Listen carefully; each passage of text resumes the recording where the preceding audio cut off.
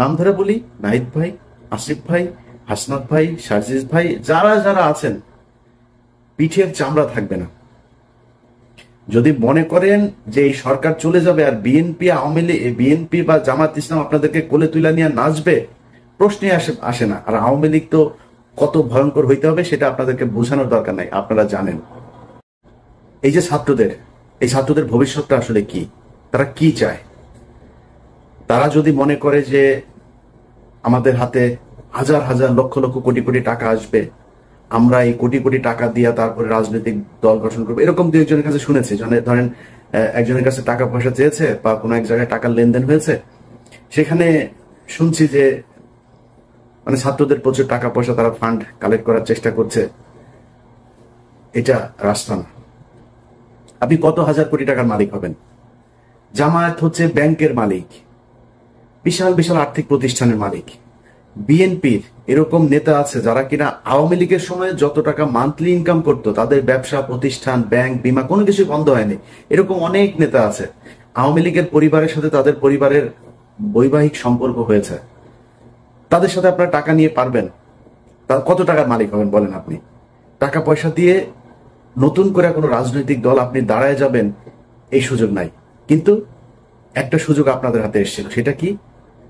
এই আগস্টে যেই বিপ্লব হলো, এই বিপ্লবে সারা দেশের মানুষ আপনাদের পক্ষে এসেছিল। এবং আমি নিজেই আমার আমার চ্যানেলে আমি ভিডিও বানিয়েছি। এখন আমি বলছি না যে আমি নির্বাচন চাই, আমি নিজে বলেছি 20 বছর 25 বছর যত বছর মনে চাই ইউনূস সরকার ক্ষমতায় থাকুক। আমরা এখানে উদযাপন করেছি, মনে করেছিলাম যে আমরা বোধহয় স্বাধীন হয়ে গিয়েছি। মিথ্যা, সবকিছুই ভুল ছিল। এই স্বাধীনতার ঠিক আগের যে সময়টা ছিল, সেই সময় আপনাদের সাথে বাংলাদেশের মানুষ যেইভাবে এসেছিল, আপনারা তাদেরকে রাখতে পারেন নাই। কেন পারেন নাই? কয়েকটা, মানে খুব বড় করে 2-3টা জিনিস বলি। দেখেন পরিবর্তনটা হয়েছে কোথায় আমাকে বলেন।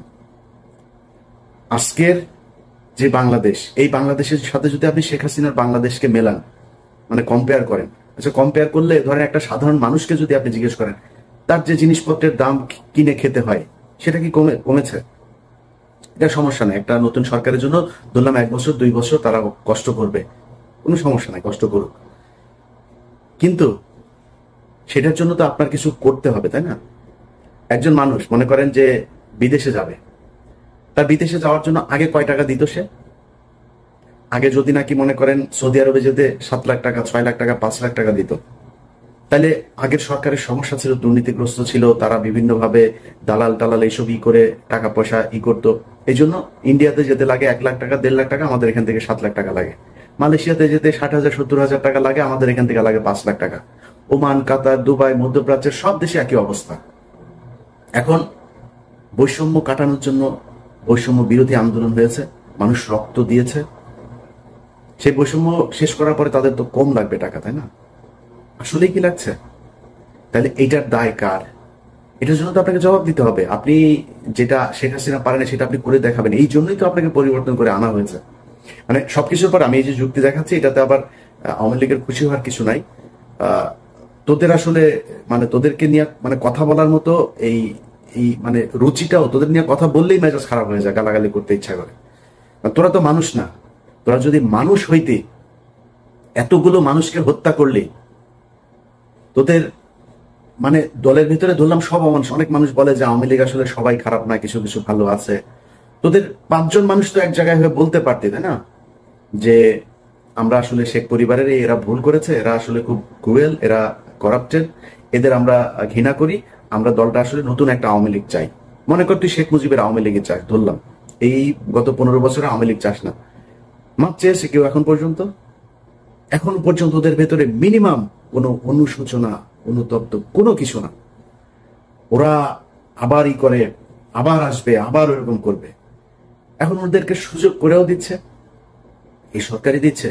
সবকিছু যদি বাদ দেন, আপনি প্রবাসীদের টাকা পয়সার কথা বলেন, পুলিশের এখন পর্যন্ত আপনি জানেন আগের চাইতে বেশি ঘুষ দিতে হয় একজন ওসিকে একটা নিতে হইলে, একজন এসপি কে বদলে নিতে হলে, ভালো একটা পোস্টিং নিতে হলে। পুলিশের বউ, ঊর্ধ্বতন কর্মকর্তাদের বউ পর্যন্ত মাঠে নেমেছে এই টাকার কালেকশনে। একজনের বউয়ের ফোন রেকর্ডও আছে, এক ওসির সাথে কথা বলছে, নিজে করে, নিজের পরিবারের খুব নিকট আত্মীয় দিয়ে তারপরে ওসির সাথে ডিল করায়। তাহলে পরিবর্তন কি? এখন এগুলো সবকিছু নিয়ে কথা বলতে গেলে না মানে সবারই মনে হয় সমস্যা হচ্ছে না, আমার একাই মনে হয় সমস্যা হচ্ছে। এই কারণে গতকাল আমার ফেসবুকের একটা পোস্টেও দিয়েছি যে খামাখা এত শত্রু বাড়ায় লাভ কি, সবার যেহেতু সমস্যা হয় না, আমার একা একা সমস্যা গেলে আমারও তো ইচ্ছা করে। এই জন্য চিন্তা করেছি যে সবার সাথে মিলমিশ করে তারপরে যা হয় হোক দেশে যাব। দেশে যায় ভাই আমার ইউটিউবে এখন যে ইনকাম, এখানে বসে আমার ইউটিউবে যদি 5 লাখ 6 লাখ টাকা ইনকাম হয় তাও তো আমার হয় না, কারণ এখানে তো খরচ বেশি। আমি বাংলাদেশে 2 লাখ টাকা ইনকাম হলে আমি আরামে বিশাল মানে রাজার মতো চলতে পারবো। তা আমি কেন এখানে কষ্ট করব? কেন আমি সরকারের সাথে, সেনাবাহিনীর সাথে, পুলিশের সাথে, বিভিন্ন রাজনৈতিক দলের সাথে কেন ঝামেলা করবো? কারোর যেহেতু সমস্যা হচ্ছে না, তাহলে আর কি সমস্যা নাই। এই কষ্ট থেকেই কথাগুলো বললাম। এখন পুলিশ থেকে শুরু করে সব জায়গাতে সমস্যা, সবকিছু যদি বাদ দেন, সব বাদ। আচ্ছা, যেই হত্যাগুলো হইল এটার ব্যাপারে মিনিমাম একটা ইতে যাওয়া দরকার ছিল, চান নাই। এখন এই যে ছাত্ররা মনে করছেন যে আপনারা টাকা পয়সা করে তারপরে বিশাল আকারে একটা মানে এই ফান্ড তৈরি করে তারপরে রাজনৈতিক দল গঠন করবে, নতুন দল। এই মাসে সম্ভবত আপনাদের নতুন দল আসবে। আপনার দলে মানুষ আসবে কেন আমাকে বলেন? কিসের জন্য আসবে? কোনো একটা কারণ থাকতে হবে তো। আপনি অন্য দলের চাইতে কোন জায়গায় ভিন্ন যেই কারণে আপনার দলে আসবে? সেটা আসতে হলে অন্তত আমি মনে করি 2টা কাজ করতে হইতো। 1 নাম্বার, এই যে আওয়ামী লীগের যে হত্যা মামলার আসামিগুলো চিরুনি অভিযান চালায় প্রতিটা আসামিকে ধরতে হবে। ধরার পর তারপরে তাদের বিচার কি হবে, কে নির্দোষ কে দোষী সেটা পরে আপনি করবেন, বিচার হবে, তদন্ত হবে, চার্জশিট যাবে, মামলার প্রক্রিয়া চলবে। যে দোষী হয় সে দোষী, যে নির্দোষী হয় সে খালাস পাবে, ছাড়া পাবে। কিন্তু আমাদের চোখের সামনে ঢাকা শহরের অধিক সময় টিভির মতো জায়গায় 7 জন খুনি মামলার আসামি, 2-3 মামলার আসামি পর্যন্ত ধরা পড়ছে। মুন্নি শাহ ধরা পড়ার পরে ছাড়া পড়লো। আরে ভাই খেলা নাকি? মানে হত্যা মামলার আসামি আপনি ধরছেন, মন চাচ্ছে ছেড়ে দিচ্ছে। হত্যা মামলার আসামিকে পুলিশ ওসিকে বলছে যে ভাই এখানে আসামি আছে, আসামি ধরেন। বলে ঊর্ধ্বতন কর্মকর্তার ছাড়া ধরা যাবে না।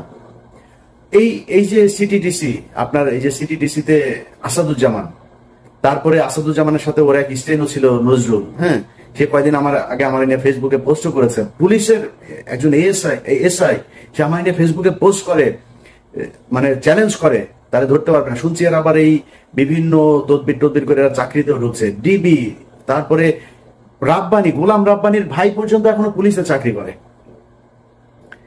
কাকে নিয়ে আপনি যুদ্ধ করবেন বলেন?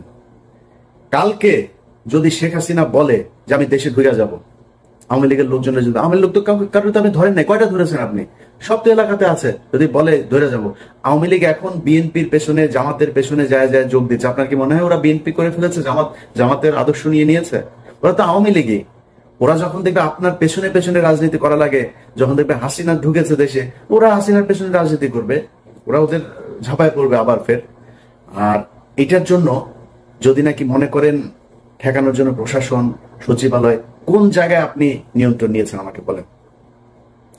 কথা বললে অনেকে কষ্ট পাবেন, জামাত কষ্ট পাবে, বিএনপি কষ্ট পাবে, আমি কোনো রাজনৈতিক দলকে বলতে চাই না, কিন্তু সারা দেশে চাঁদাবাজি চলছে, সারা দেশে চলছে একদম। আমাদের তো মনে করেছেন যে আমি হয়তো আওয়ামী লীগের সময় আওয়ামী লীগের বিরুদ্ধে কথা বলেছি, বিএনপি জামাত যখন ক্ষমতায় আসবে তখন আমি তাদের পক্ষে কথা বলবো। এটা আমি পারবো না, আমি তো চুপ থাকবো, কিন্তু পারবো না আপনার পক্ষে মিথ্যা কথা বলতে। সারা দেশে চাঁদাবাজি হচ্ছে, ব্যাপক চাঁদাবাজি হচ্ছে। এখন এই যে চাঁদাবাজি করছেন, কোত্থেকে করছেন আপনি চাঁদাবাজি?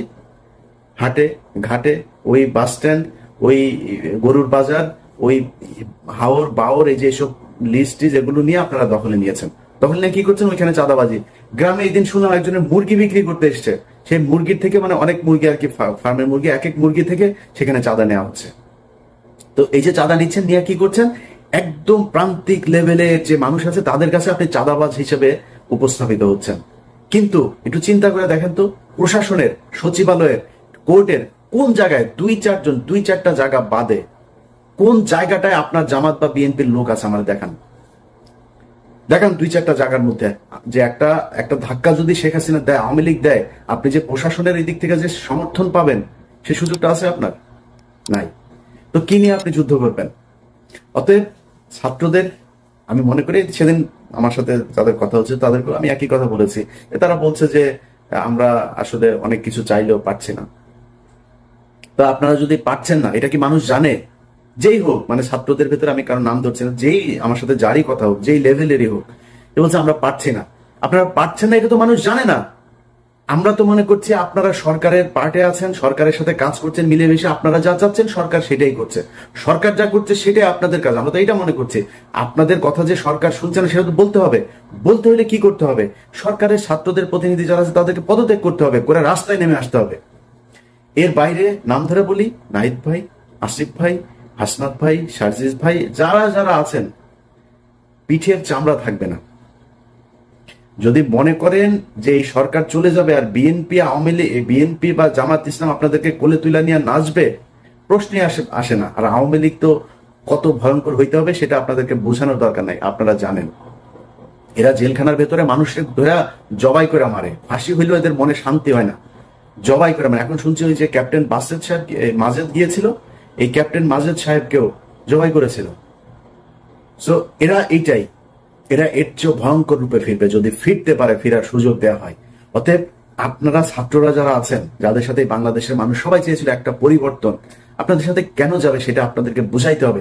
পারেন নাই কোনো সমস্যা নাই, পারার চেষ্টা করছেন কিনা সেটা মানুষ দেখতে চায়, যে আপনারা কি আসলেই চেষ্টা করেন নাকি আপনারাও সেই আগের মতোই, আগের দলের মতোই সব লুটপাট করে খাওয়ার জন্য, সুবিধা পাইলে তাদের সাথে বসে মিলেমিশে একাকার হয়ে তারপরে দেশ চালানোর জন্য উদ্গ্রীব হয়ে আছেন।